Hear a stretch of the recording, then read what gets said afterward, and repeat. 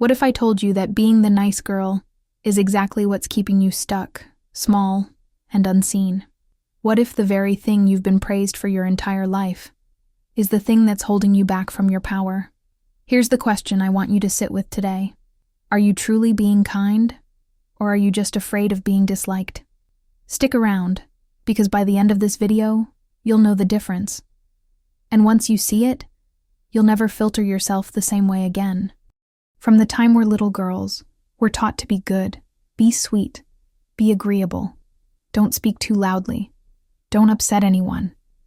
Even when we're hurting, uncomfortable, or deeply disagreeing. We smile. We stay quiet. We make ourselves small so others can feel big. This isn't kindness. It's conditioning. And it's costing women their joy, their truth, and their power. Psychologist Dr. Harriet Lerner calls this the disease to please, a psychological pattern rooted in fear of rejection, abandonment, or conflict. When we're taught to value harmony over honesty, we disconnect from ourselves, and that disconnection can look like depression, anxiety, chronic fatigue, even autoimmune illness. Being nice isn't always kind, especially when it's at the expense of your voice, your values, or your vitality. Research from the University of Texas shows that suppressing emotions doesn't make them disappear. It actually amplifies stress in the body.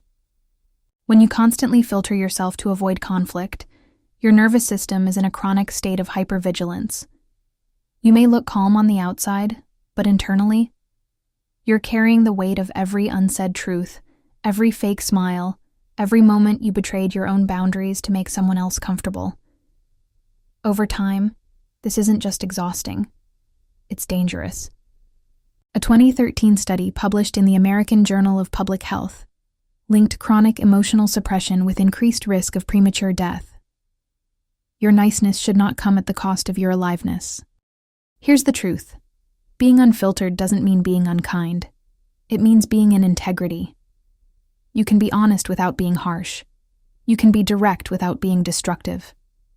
You can take up space without apology and still carry deep compassion. Jesus flipped tables. Audre Lorde said, "Your silence will not protect you." Toni Morrison wrote that the function of freedom is to free someone else. Your voice is not a liability. It's your responsibility. When you stop filtering yourself to be liked, you create room to be loved for who you truly are. Think about the moments when you held your tongue. When someone made a passive-aggressive comment and you laughed it off. When you said yes, even though your body was screaming no. When you stayed silent just to keep the peace. Now imagine you had done the opposite. Imagine the version of you who stood up, who said what she meant, who trusted her discomfort as a signal, not a shame. That version of you is not reckless. She's rooted. She's awake. She's whole. When you stop filtering yourself, your relationships change. You attract people who are drawn to your realness, not your performance. You find clarity in your work, your boundaries, your purpose. You stop second-guessing every word you say, and you start trusting your intuition as sacred. You go from anxious approval seeker to empowered truth teller. And that shift, it ripples. It teaches your daughters, your friends, your community that it's safe to be fully alive, even if it makes people uncomfortable. Because discomfort is not the enemy. Dishonesty is. So let's return to the question. Are you being kind, or are you just afraid of being disliked? Kindness is a gift, but filtering yourself out of fear is a cage. The next time you're tempted to shrink, pause. Ask yourself, what would I say if I trusted that my truth was sacred? And then say it. Even if your voice shakes, especially if your voice shakes. That is the beginning of freedom. If this message stirred something in you, comment below. What's one area of your life where you're ready to stop filtering yourself? And if you're walking this path of reclamation, hit the subscribe button. This space is for women awakening to their fire.